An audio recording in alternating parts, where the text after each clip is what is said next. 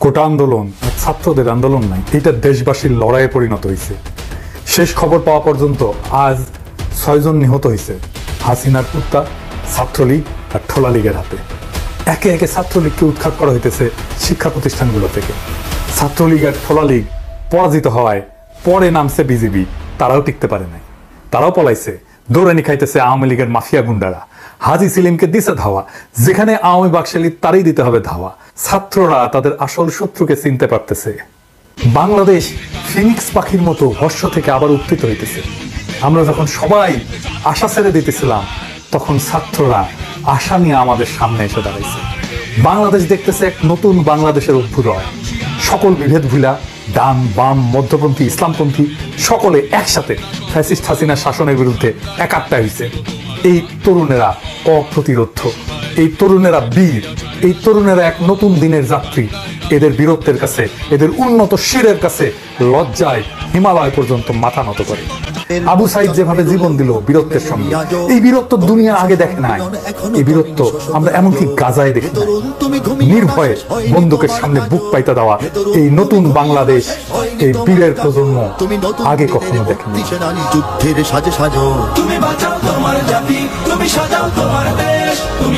আমাদের লড়াই শুরু হয়েছে। এই লড়াইকে আমাদের কাঙ্ক্ষিত লক্ষ্যে পৌঁছায় দিতে হবে। এই লড়াইকে থামায় দেওয়ার চেষ্টা করা হবে, কিন্তু কোনোভাবেই এই লড়াইকে থামানো যাবে না। এই লড়াই যেন কেউ থামাইতে না পারে। এইটা শুধু আমাদের অধিকারের প্রশ্ন না, আমাদের হারানো নাগরিক আর মানবিক অধিকারের প্রশ্ন না, এইটা আমাদের রাষ্ট্রের প্রশ্ন, যেটার মালিকানা, যার মালিকানা আমার হাত থেকে কায়দা নিচ্ছে। এই রাষ্ট্র এখন দখলদার হাসিনা তার দিল্লির প্রভুর কৃপায় বাংলাদেশে চাইবা বসছে। ওরে আমাদের এবার উষ্টা দিতেই হবে, সকল শক্তিকে একসাথে মাঠে নামতে হবে। আমার রিক্সা শ্রমিক ভাইরা, কিছুদিন পর পর আপনাদের আন্দোলনে নামতে হয় না? এইটা বন্ধ করে দেয়, ওইটা বন্ধ করে দেয়, রাস্তা বন্ধ করে দেয়। আপনারা যে ব্যাটারি দিয়ে রিক্সা চালান সেটাও বন্ধ করে দেয়। আপনাদের মাঠে নামতে হয়। এইবার আপনারা মাঠে নামেন। আপনাদের যেন বারে বারে মাঠে নামতে না হয় সেই ব্যবস্থা করেন। আমাদের গার্মেন্টস শ্রমিক ভাইরা, আপনাদের ন্যূনতম মজুরি পাইছেন? তারা কি আপনাদের মানুষের মতো জীবন দিচ্ছে? একটা সংসার চালানোর জন্য যেটা থাকা দরকার সেটা দেয় তারা? দেয় না। আপনি আপনার এই ন্যূনতম অধিকারটা পাইছেন? পান নাই। লড়াই তো কম করেন নাই। না আছে কাজের জায়গার নিরাপত্তা, না আছে বেঁচে থাকার মতো ন্যূনতম উপার্জন। আপনারা কি এই জীবন চান, নাকি নতুন ভাবে বাঁচার জন্য আমাদের সাথে একসাথে হাঁটতে চান? তাহলে আপনারাও রাস্তায় নেমে আসেন, কারখানা বন্ধ কইরা হাজারে হাজারে লাখে লাখে নেমে আসেন, এখনই নেমে আসেন। এটাই সময়।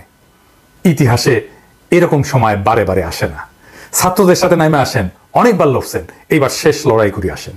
আগামীর রাষ্ট্র আপনাদের মর্যাদার জীবন নিশ্চিত করবে। বাংলাদেশে একজন মানুষ ছিলেন যারা বলা হইতো কোরআনের পাখি। ওনারা মিথ্যা মামলায় ফাঁসি দেওয়া হয়। এর প্রতিবাদে সারা দেশ, দেশের বাইরে বাংলাদেশবাসী বিস্ফোরিত হয়। গ্রাম থেকে লাখ লাখ মানুষ শহর ঘিরে ফেলে। প্রায় 80 জন নিহত হয় ওই প্রতিরোধে, ওই প্রতিবাদে। শেষ পর্যন্ত ভয় পেয়ে ওনাদের যাবজ্জীবন কারাদণ্ড দেওয়া হয়, মৃত্যুদণ্ডটা বাতিল করা হয়। এরপরে অনেক দিন পরে ওনারে বিনা চিকিৎসায় মাইরা ফেলা হয় এক সাবেক ছাত্রলীগের মাধ্যমে। এইটা ছিল বাংলাদেশের একটা ঘৃণ্য মেডিকেল কিলিং। ওনার মৃত্যুর বদলা যদি নিতে চান, সেই দিন যারা নাইমে আসছিলেন তারাও এইবার আসেন, আবারও নামেন। ওনারে বাঁচাইতে পারেন নাই, কিন্তু সেই মৃত্যুর বদলা যদি নিতে চান এইবার আসেন। 2013 সালের 5ই মে সারা দেশ থেকে মাদ্রাসার ছাত্র আর তার শিক্ষকেরা আসছিলেন। খুবই সাধারণ দাবি ছিল, নবীর অপমানের শাস্তি চাইতে আসছিলেন। রাতের আধারে শয়ে শয়ে আলেম আর মাদ্রাসা ছাত্রকে গুলি করে হত্যা করা হয়েছে। শুধু তাই না, লাশ গুম করা হয়েছে। কত মাদ্রাসা বন্ধ করে দিছে, কত আলেমকে জেলে পচায় মারছে। এইটার বদলা নিতে চাইলে মাঠে নামেন। 2018 সাল নিরাপদ সড়কের আন্দোলনে স্কুলের বাচ্চা বাচ্চা ছাত্রছাত্রীদেরকে যারা পিটাইছিল, যেই ছাত্রছাত্রীরা তারাই আজকের ছাত্রলীগ। যেই ছাত্রছাত্রীরা পিটন খাইছিল তারা আজকে যুবক যুবতী। আপনারা সেই অপমানের, সেই মাইরের যদি প্রতিশোধ নিতে চান, রাস্তায় নেমে আসেন। বিএনপি জামাতের নেতাকর্মীদের কি অকথ্য নির্যাতন করা হয়েছে, বাড়িঘর ভেঙে ফেলা হয়েছে, বাড়িঘরে থাকতে দেয় নাই, ছাদের উপর থেকে নিয়ে ফেলে দিয়ে মারছে, লাখে লাখে দেশ ছাড়া হয়েছে, গুম করছে, খুন করছে। তাদের পরিবারেরা নাইমা আসেন। মোদি আসছিল না বাংলাদেশে হাসিনার বাপের জন্ম শতবর্ষ করতে? বাংলাদেশের মানুষ কসাই মোদির আগমনের প্রতিবাদে ফাইটা পড়ছিল, পাখির মতো গুলি করে কত মানুষ মারছে দিল্লির বান্দি হাসিনা। ওই সময় যাদের পরিবারে আহত হয়েছে, নিহত হয়েছে, মামলা খেয়েছেন, তাদের পরিবার নাইমা আসেন। বাইতুল মোকাররমে নামাজ পড়তে যান, দেশের জাতীয় মসজিদ, এবাদত বন্দেগী করতে যান, ওই মসজিদের রক্তের প্লাবন বহায় দিছে। মসজিদের সামনে পুলিশ সারাক্ষণ পাহারা দেয়। আমাদের বাইতুল মোকাররম হয়ে উঠছে আর একটা ফিলিস্তিনের মসজিদের মতো। আল আকসার সামনে যেভাবে ইসরায়েলি সেনা পাহারা দেয়, বাংলাদেশের বাইতুল মোকাররমের সামনে সেইভাবে হাসিনার পুলিশ পাহারা দেয়। শুধু কি তাই, এই বাইতুল মোকাররম মসজিদের মধ্যে ঢুকা মুসল্লিদের পিটাইছে, মুসল্লিদের দাড়ি ধরে টানছে।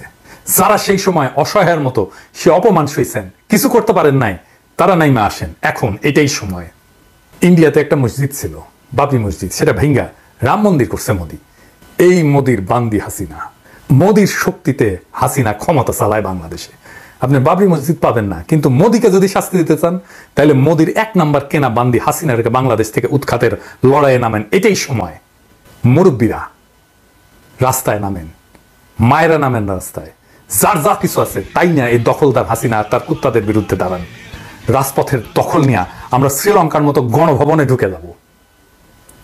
পুলিশ, বিডিআর, আর্মি, আপনাদের বলতেছি, রাস্তায় আসবেন না, ব্যারাকে থাকবেন। জনগণের বিরুদ্ধে যুদ্ধ করা আপনার দায়িত্ব না। আপনি রাষ্ট্রের কর্মচারী, আপনি হাসিনার কর্মচারী না। আপনাদের বন্দুক দিয়ে যদি একটা গুলি বের হয় তাহলে ওই বন্দুক আপনার কমান্ডারের পিছন দিয়ে হান্দায় দেওয়া হবে। প্রমিজ, খুঁজা খুঁজা বের করা হবে কে গুলি করছিল। দুনিয়ার কোথাও লুকায় বাঁচতে পারবেন না। সাইদকে যে গুলি করছে পয়েন্ট ব্ল্যাঙ্ক রেঞ্জে, সামনে থেকে সরাসরি বুকে, আমরা তারে ধরব। ওর বাঁচন নাই, ওর কমান্ডারেরও বাঁচন নাই। হাসিনার দিন শেষ। হাসিনার কুত্তারা, হাসিনার ঠোলারা অস্ত্র হাতে আসতেছে।